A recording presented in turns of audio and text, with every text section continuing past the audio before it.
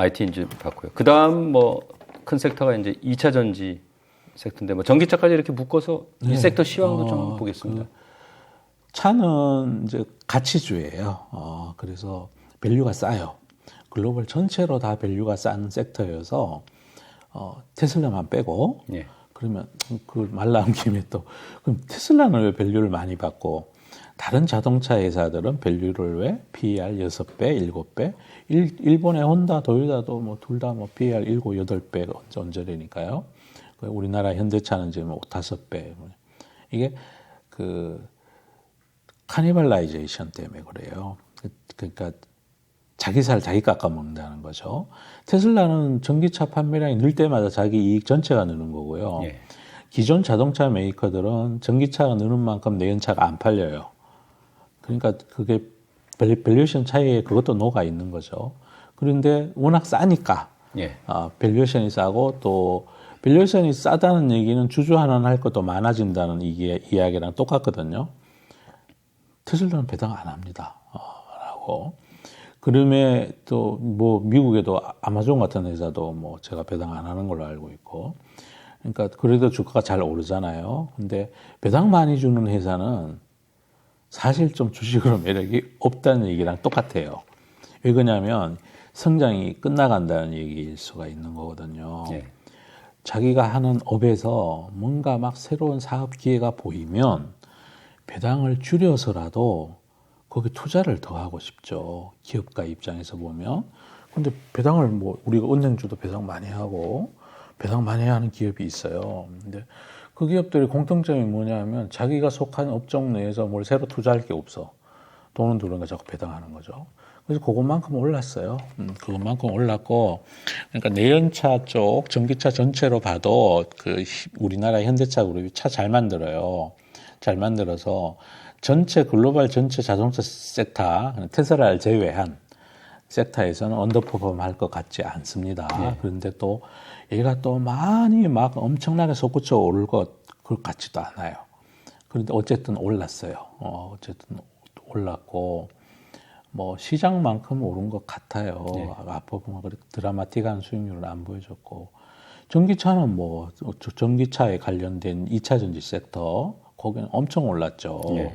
올해 참 올랐고. 제일 뭐 발군의 실력을 발휘한 섹터가 우리 있죠. 국민분들이 개인 투자가분들이 진짜 오랜만에 기관 외인보다가 높은 수익률을 기록한 상반기죠.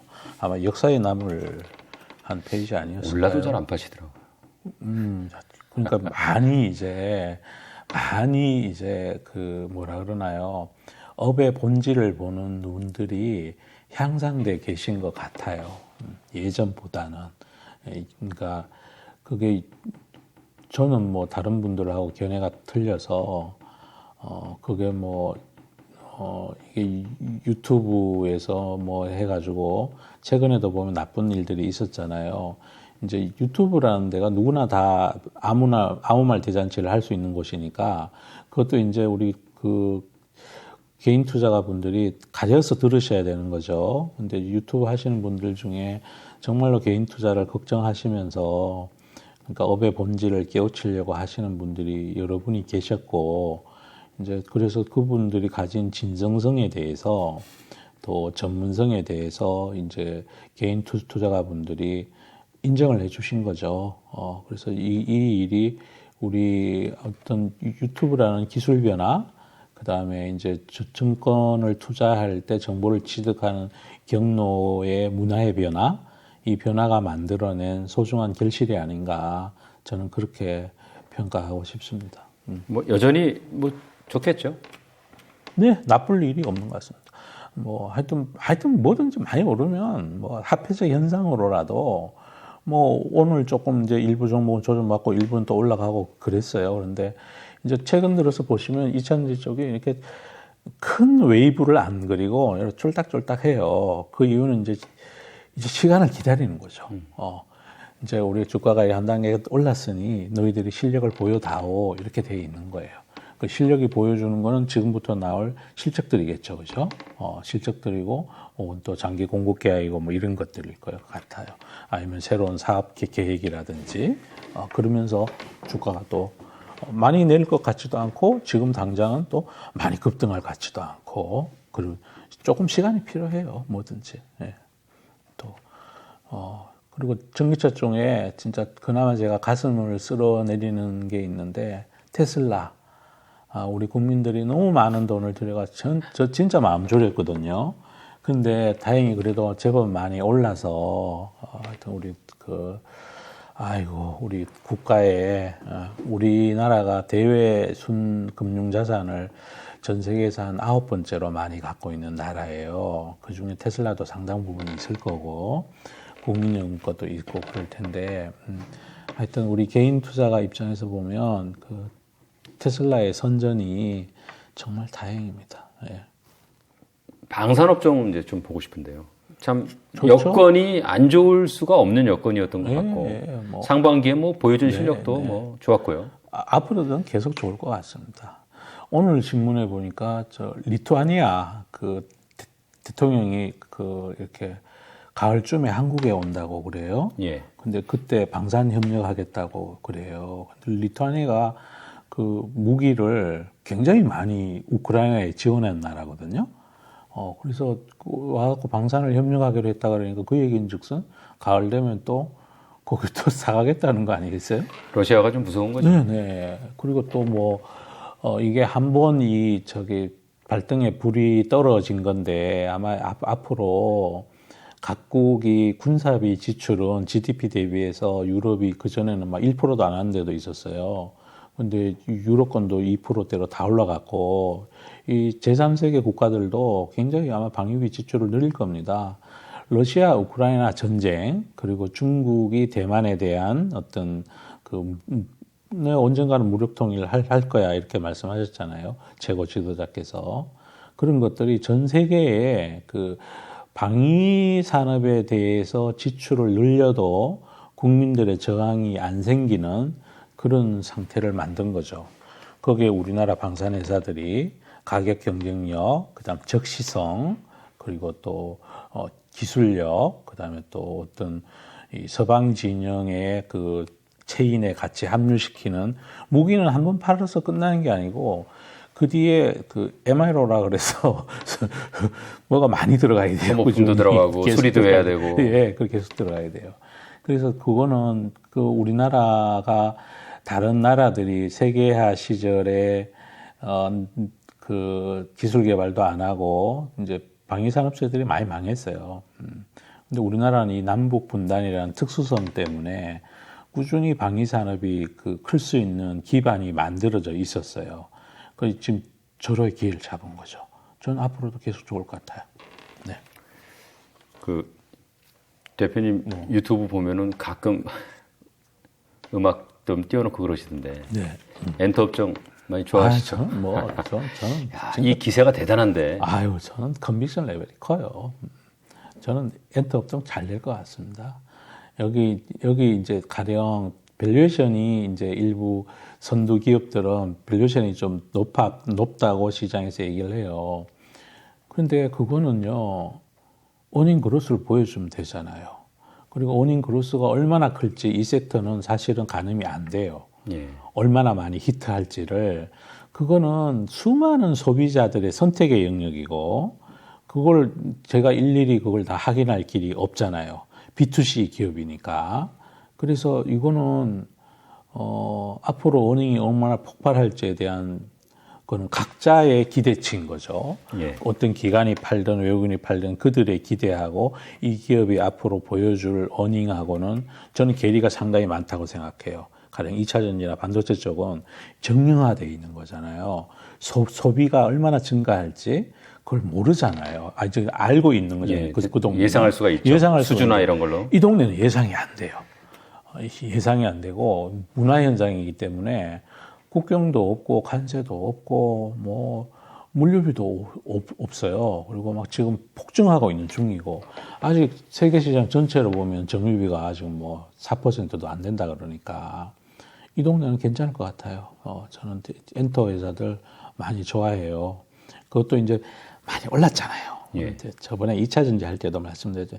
많이 오르면 항상 쉬어가요. 그래서 많이 오를 때 막 따라 사면 안 돼.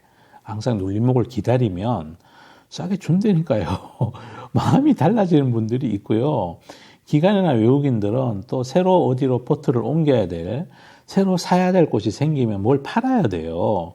손님들이 돈을 계속 집어넣어 주는 게 아니잖아요. 예. 우리나라 투자가분들도 지수가 많이 올라가면 펀드에 돈을 적게 넣고요. 내려오면 펀드에 돈을 많이 넣으니까. 그런데 갑자기 내가 이렇게 해서 많이 먹었는데 새로운 뭘 사야 될 종목이 뭐가 생겼어. 그럼 내가 뭘 팔아야 돼. 그럼 또 판다고요. 그럴 때 개인 투자자는 그럴 때 사시면 돼요. 그게 눌림목이죠. 업의 본질은 하나도 달라진 거 없고 어닝 포켓싱도 그대로 있는데 불구하고 화폐적 현상으로 누가 파는 거니까. 대표님, 식품 업종은 뭐 어떻게 보고 계십니까? 요새 좀 뭐 잘 하는 것 같은데. 음식료는 이제 전부를 음식료라 그러면 안 되고요. 그러니까 가령 미국에서도 전 세계적으로 뭘 팔잖아요. 처음에 켄터키 프라이드 치킨도 우리나라에 와 있었잖아요. 걔들 잘 안 되잖아요. 예. 걔들이 영원히 잘 팔고 있는 게 코카콜라죠. 예? 그리고 이태리에서 건너온 것 중에 피자는 잘 팔리는데 뭐 스파게티 이게 뭐 공장식으로 막 큰 어닝을 내고 이건 안 되잖아요. 네.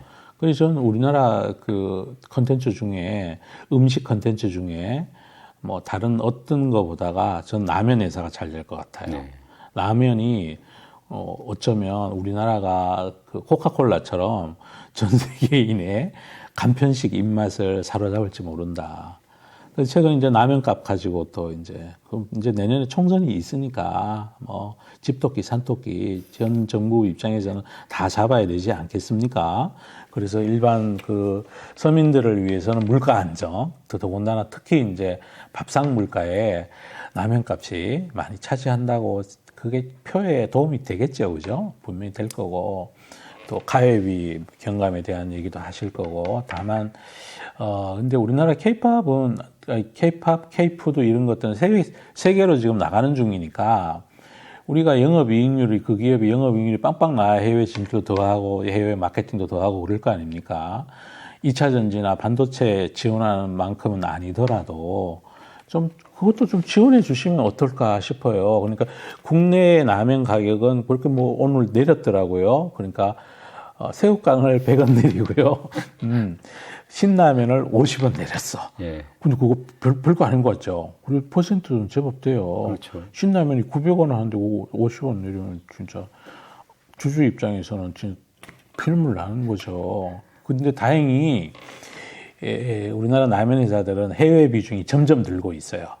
늘고 있어서 국내에서 뭐 그런다 해도 어닝 전체에 미치는 영향은 크지 않을 것 같고요. 앞으로 백인들이 드디어 라면을 먹기 시작했거든요.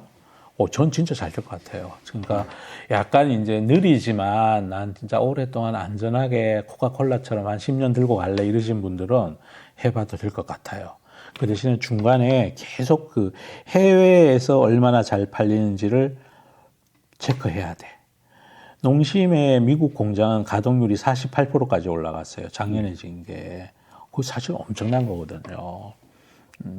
네, 그렇습니다. 그래서 K푸드 중에 모두가 잘 된다는 게 아니고 전 라면 하나는 왜 라면이냐. 얘는 레시피가 간단하다는 거죠. 그리고 스프를 어떻게 만드느냐는 코카콜라의 제법처럼 그게 각사마다 진짜 거기 노하우가 들어있는 거니까. 누구든지 모방을 잘 못해요. 그 나라 식성에 맞게 좀 조절할 수 있는 네, 거죠, 조절도 레시피를. 가능하고 그리고 이게 대량 생산이 가능하잖아요. 모든 식음료는 유통기간이 짧으면요 대량 생산이 안 되잖아요. 근데 라면은 한번 생산하면 한 6개월 정도는 유통기간이 되니까 유통기간이 그만큼 길다는 얘기는 어떤 거에 엄청난 차이가 있는데요. 배로 나눌 수 있다는 거예요. 물류비가 확 낮아져. 확 낮아진다는 거예요. 배로 날라야 대량을 싼 값에 물로 가면 마찰이 줄기 때문에 대량을 운송하는 운송수단은 배가 가장 경제적이거든요. 근데 유통기간이 가령 1개월이다. 배로 못 날라요. 비행기로 날라야 돼요. 우리 신선식품 과일들 이거 다 비행기로 와야 돼요. 네. 예. 그리고 저 필리핀 같이 가까운 데서 생산되는 바나나는 배로도 와요. 그 대신에 필리핀에서 수확할 때는 시퍼런 걸 수확해가지고 배에 타고 오면서 노랗게 익어가는 거지. 그렇습니다. 그래서 식품 기업이 글로벌로 이렇게 크게 클 수 있으려면 코카콜라처럼 유통기간이 엄청 길어야 되는 거죠. 저는 거기에 착안하고 있는 거고요. 업의 본질상 잘할 수 있고 우리 K 컬처에 대한 전 세계인의 부담감이 많이 낮아져 있잖아요. 그런데다가 라면이 이게 우리 국내에도 보니까 햄버거가요 25,000원짜리도 있어요. 라면이 지금도요 물가가 라면값이 올랐다 그러지만 한 끼를 때우는 데 있어서 가장 싼 게 현재 편의점 도시락이랑 김밥이랑 짜장면이랑 라면 10,000원 이하로 할 수 있는 게 햄버거도 12,500원이에요. 경쟁력이 있어요. 든든하고 다만 조미료가 많은 게 좀 문제긴 해요. 그다음에 올 뭐 상반기에 철강 업종은 어떻습니까? 철강, 화학 이 두 개가 예. 중국의 투자와 부동산 경기하고 밀접한 관련이 있어요. 그리고 중국의 수출이랑도 철강은 일부 관련이 있고요. 또 화학 쪽도 관련이 있어요. 예. 왜냐하면 우리가 생산하는 철강, 그다음 화학의 기초 소재들이 요 영내에서는 중국이랑 경쟁하는 거거든요. 그래서 중국에 우리가 수출하거나 아니면 중국 만든 게 우리 거보다 싸지면 걔들 게 우리한테 건너오고, 그러니까 중국이 그 경제가 안 좋으니까 투자도 잘 안 되고 수출도 잘 안 돼요. 5월 수출이 전년 대비해 가지고 뭐 마이너스 7.5%인가 막 그렇게 떨어졌어요. 4월 달에 일시적으로 이제 뭐 이렇게 통관이 많이 땡기고 그러다 보니까 LG화학의 일반 원래 배터리 양극재 사업부 말고 이거는 영업이익 적자예요. 그리고 포스코 홀딩스의 철강 시향도 포스코 홀딩스는 지주회사잖아요. 그 중에 사업을 하는 걸 직접 갖고 있는 게 포스코잖아요. 이제 그분들이 이제 저번에 회사 분할하면서 절대로 이거는 물적 분할 안 한다 그래서 홀딩스 안에 포스코가 그냥 직계로 있는데 포스코의 영업이익은 시장 기대보다 잘 안 나올 것 같아요. 제 생각에. 그래서 외국인들이 자꾸 팔고 있는 거고.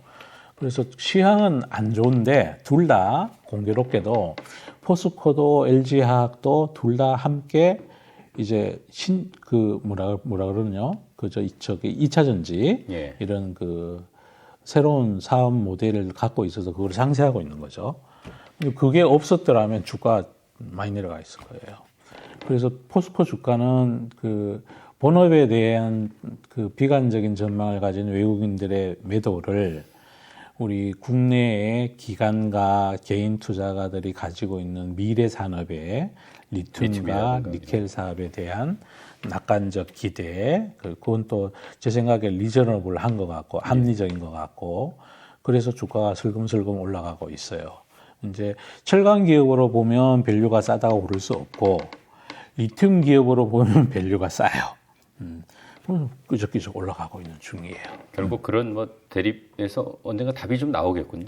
이제 시간은 포스코 편이죠. 왜냐하면 이제 아르헨티나의 움브레무또 거기서 나오는 게 연간 25,000톤이에요. 리튬이. 그다음에 호주에서 가져오는 강석 리튬이 1년에 뭐 13,000톤인가 뭐 그러면 연간 한 4만 톤씩 내년 말 되면 생산할 것 같고요. 그러면 어닝이 많이 생기지 않겠습니까? 특히 호주에서 온 거 말고 아르헨티나에서 오는 거는 워낙 싼 값에 산 거라서 이익의 폭이 크겠죠. 예. 그래서 시간은 우리 개인 투자자와 국내 기관의 편이 아닌가. 그리고 이제 중국의 안 좋은 부분들도 뭐 세상이요. 그렇게 막 큰 경제 단위가 아주 오랫동안 지속적으로 그러지는 않아요. 그 사이에 또 만약에 너무 그러면 구조조정을 해요. 철강 기업 몇 개 문단 소설이 들리고 이러면 또 외국인들 돌아와서 또 엄청 질러 대겠죠. 저는 그렇게 생각해요. 나쁜 투자 아니라고 봐요. 예. 이 조선업종은 요새 굉장히 좀 잘 가는 것 같은데 어떻습니까? 전 조선업종 내에 관심 있는 기업은 이제 하나오션만 관심을 좀 가지고 있고요. 이제 그 이유는 이제 20몇 년간 주인이 없다가 그러니까 그 IMF 됐을 때 기업 간에 빅딜 하면서 그때 대우조선 해양이 대우그룹 딱지를 떼고 아무도 안 갖고 와서 출자 전환해서 기업들, 그러니까 국가가 갖고 있었죠. 그러다가 진짜 23년 만에 주인이 생긴 거죠. 하여튼 뭐 23년인지 20인지 그건 정확치 않고 어쨌든 한 20년 넘게 주인 없는 회사로 있다가 무기 시스템을 잘하는 그룹이 인수했잖아요. 네. 그러면 함정과 잠수함 뭐 이런 쪽은 무기가 굉장히 중요하고 이제 조선 회사들에 있어서 그런 무기가 달리는 함정과 잠수함 그다음 함선 이런 게 중요한 이유는 마진이 보장이 된다는 거죠. 국가에서 하는 방사청에서 수주하는 거니까. 근데 일반 선박은 컨테이너선이 됐든 뭐가 됐든 그게 이제 신조선 성과라 그러는데 이게 차트가 보면 이래요. 이래요. 이런데 지금 올라가고 있어요. 올라가고 지금 많이 올랐다 그래요. 예. 그럼에도 불구하고 10년 전보다 낮아요. 성과가. 예. 10년 전보다 지금 물가가 얼마나 올랐나요? 철강값은 얼마나 올랐나요? 특히 배에는 후판이 많이 들어가는데 두꺼운 철판 있단 말이에요. 그리고 또 인건비는 얼마나 올랐나요? 그 지금 수주가 몇 년치가 조선회사들 따라 다른데 한 3년치가 쌓여 있대요. 그런데 지금 있는 신조선가 올라가면서 계속 받았겠죠. 과연 이익이 얼마나 날지에 대해서는 저는 의문입니다. 그리고 신조선가가 2013년 그때 또 호황을 한번 불뜨렸거든요. 뭐 교체 주기가 왔다 이래가지고 배는 한 30년 운행하면 교체되잖아요. 그러니까 한번 그때 솟구쳤던 그 고점을 아직 못 가고 있어요. 10년 전 가격보다 배값이 안 올라 있다는 거죠. 그런데 수주가 늘고 있는 거고 그래서 그 부분은 저는 약간 그렇게 막 지속적으로 간다 얘기하고 동의하기에는 아니 가격이 얼마나 아까 우리 라면 얘기했죠. 라면 값은 많이 올랐잖아요. 그때 비해서. 이거 안 올랐다니까. 옷값도 많이 올랐고.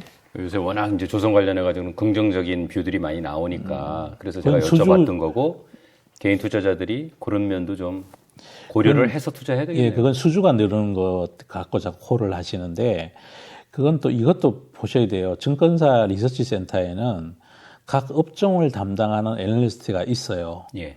그 애널리스트 입장에서는 자기 업종이 잘 돼야 자기 몸값이 높아져. 그래서 섹터마다 다 탑픽이라, 섹터 탑픽이라 그러잖아요. 근데 섹터 탑픽이 주식시장 탑픽이 아니에요. 섹터 탑픽이 주식시장 루저가 될 수 있어요. 가령 뭐 극장 영화 하는 애널리스트 입장에서 CJ CGV가 탑픽이라고 그러겠죠. 주가는 계속 내려가고 있고 그런 거죠. 예, 그런 거라서 그래서 증권사 페이퍼를 볼 때 섹터 탑픽이라는 거를 주식시장 탑픽이라고 오해하시면 안 돼요. 우리 개인 투자가분들은 꼭 그러셔야 될 것 같고 뭐 조선업이 잘 되면 좋아요. 그런데 이걸 전체 산업 판때기를 보셔야 되는데 이미 중국이 잘해요. 중국이 잘해요. 그러니까 범용선, 컨테이너라든지 PC선 이런. 근데 특수한 PC선은 우리나라 미포조선이 잘하는 것도 몇 개가 있어요. 근데 그게 조선이라는 게요. 그렇게 기술 회사가 많지 않아요. 그러니까 일본이 잘하던 걸 우리가 갖고 온 거를 중국이 또 잘하는 거예요. 이게 노동집약적 산업이에요. 용접을 많이 해야 되고 유일하게 기술 회사가 있는 건 거기 들어가는 무기 시스템, 그 다음에 선박의 엔진이 있어요. 예. 현대중공업의 힘센 엔진, 그 다음에 두산그룹이 인수한 두산 엔진, 그거를 아직 가지고 있는지 팔아먹은지 모르겠어요. 하여튼 그런 쪽은 기술 회사가 좀 있는데, 선박 엔진, 힘센 엔진 크기가요, 이 스튜디오 크기만 할걸요? 엄청 커요. 그러니까 크다는 얘기는 정밀하지 않아도 된다는 거잖아요. 이 비슷한 시각에서 좀 봐야 될 게 요새 건설 같은 경우에 사실 국내 건설 경기가 좀 좋지 않지 않습니까? 좀 침체인 상황인데 그래서 아마 이 건설사들이 해외에서 좀 활로를 많이 찾는 것 같은데 수주 소식도 들리고 그런 거는 좀 어떻게 해석해야 됩니까? 저는 별로 그 건설회사가 진짜 우리 시장에서 트로이카 하던 시절에 건설회사가 많이 올랐던 이유는 해외 건설도 아니었고요.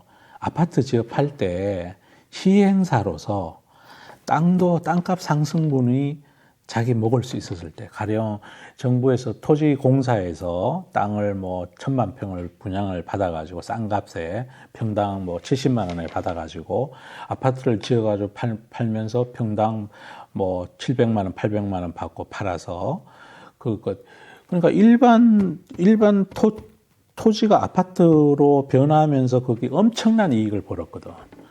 근데 그걸 안 하잖아요, 지금. 어떤 건설회사도 시행과 시공을 같이 안 해요, 대부분은. 거의 다 시공만 하기 때문에 건설회사 돈을 잘 못 벌고요. 또 하나는 해외 가서 하는 것도요. 우리 하나건설이 몇 년 동안 고생 진짜 억수로 많이 한 게 이라크 재건 수주한 거. 돈을 못 받았어요. 돈을 못 받아가지고 그게 아마 제 기억에 결국은 삼각 처리를 제가 한 걸로 알고 있어요. 지금 시장에 우크라이나 재건 테마 어쩌고저쩌고 막 그러잖아요. 네. 저는 진짜 별로 좋게 잘 봐야겠군요. 잘 봐야 돼요. 안 하셔야 돼요. 안 하시면 돼요. 그거 안 하면 되지 뭐. 좋은 주식 많은데 그런 모멘텀 주식 그걸 뭐 시가총액도 안 커요. 다 그쪽이. 그리고 산업 전체가 구조적으로 고마진을 가질 수가 없어요. 그리고 또 하나 조심해야 될 게 조선도 그러지만 건설도 수주 산업이잖아요. 예. 수주할 때랑 그걸 이제 공사 다 끝나고 결산할 때 이게 많이 틀리죠. 수주할 때는 예정 원가를 계산해서 수주를 하거든요. 그런데 여러 개가 입찰 들어가니까 저가 경쟁을 할 수밖에 없고, 그러면 뭐 수주할 때 계획은 뭐 영업이익률 한 4.5%를 목표로 했는데 나중에 인건비도 오르고 환율도 삐그덕하고 뭐 철강값도 오르고 이래서 결국은 뭐 적자 났네. 이게 지나온 해외 건설의 역사예요. 특히 플랜트 쪽이. 그리고 그걸 중간에는요, 또 확인이 안 돼요. 우리 회계 제도가요, 한 공사 현장이 마무리될 때가 아니고, 한 국가 단위로 거기서 다 마무리가 돼야 그걸 해외 사업 한산차, 한산대 해가지고 정산을 하게 돼 있거든요. 그래서 해외 건설하는 기업들 투자하기가요, 되게 힘들어요. 본질을 알기가. 전 안 합니다. 대표님 업종은 뭐 얼추 자세하게 좀 다 본 것 같습니다. 네. 근데 이게 이제 이 섹터별로 뭐 좋은 섹터도 있고 좀 어려운 섹터도 있고 한데 특히 이제 대표님 보면은 그 업종에서 1등을 많이 특히 좋아하시는 것 같아요. 예, 그렇습니다. 이유가 있습니까? 1등은 마진이 보장이 되죠. 그리고 그게 행태별로 봤을 때는 누가 A가 B에게 납품하고 또 이렇게 구조가 네. 하청 뭐 이렇게 그렇게 엮여 있지만 글로벌 1등은요 사실은 자기가 갑이에요. 갑이고 저는 이왕이면 갑기업에 투자하고 싶은 사람이고 글로벌 1등을 한다는 거는 기술적으로 검증받았다는 거잖아요. 그리고 한번 특히 소프트웨어 쪽에서는요, 1등을 한번 먹잖아요. 1등이 다 먹어요. 그건 우리가 많이 보고 있잖아요. 미국에 7개 기업들이 많이 올랐다 그랬잖아요. 제가 이제 애플이 시총이 4천조 정도 되는 것 같고요. 그다음 마이크로소프트가 한 3천조. 그다음 그 밑에 내려오면은 또 아마존, 그다음에 구글, 그러니까 알파벳이죠. 그 기업들이 다 소프트웨어 기업들이에요. 소프트웨어 기업들은 밸류에이션을 또 높게 받을 수 있고, 그리고 그 기업들이 해당 자기가 하고 있는 일에서 넘버 원을 짱을 먹다 보니까 엔비디아도 소프트웨어 기업이에요. 걔들 공장 없어요. 자기는 반도체 설계만 해요. 그러니까 소프트웨어 기업이니까 높은 밸류를 받고 걔들이 해당 분야에서 넘버 원 하는. 그러니까 우리나라도 글로벌에서 넘버 원 하는 소프트웨어 회사가 있다면 굉장히 높은 밸류를 받아야죠. 글로벌 소비가 그쪽으로 다 몰려갈 건데. 이제 2분기 글로벌 넘버원만 사시면 돼요. 특히 대한민국에서는 이제 미국에서 못하는 한국만 잘하는 거. 그러니까 메모리 반도체, 2차 전지 잘하잖아요. 그다음 K푸드, K자 들어간 거 있죠. K-팝. 미국보다 우리가 잘하는데 미국에서 잘하면 걔가 K-팝이라 그러겠어요? 아메리칸 팝이라 그러겠죠. 그러면 편안해요, 포트가. 자, 이제 뭐 마지막 질문입니다. 네. 이게 2분기 실적 발표 이제 시기가 다 됐습니다. 네. 업종에 따라서 뭐 당연히 희비가 좀 엇갈릴 것 같긴 한데 이 실적 시기 거치면서 우슬업종, 뭐 우업종, 뭐 좀 얼추 한번 좀 예측 좀 해주시죠. 실적이 나오겠죠. 근데 세상의 변화에 잘 적응하고 있는 쪽은 잘 나올 것 같아요. 좀 뭐 2차 전지 쪽 잘 나올 것 같고, K-팝이나 K-푸드, 그다음 이런 쪽 다 잘 나올 거라고 믿고 있고, 반도체 쪽도 1분기보다는 많이 호전될 거고요. 그러니까 삼성전자의 실적은 애널리스트들이 잘 못 맞춰요. 못 맞히는데, 최근에 나온 레포트들을 이제 프리뷰라 그러죠. 보면 어떤 분은 적자가 더 심화된다. 마이너스 0.5조에서 0.8조 된다 그러고, 어떤 분은 마이너스 0.5조가 아니라 플러스 0.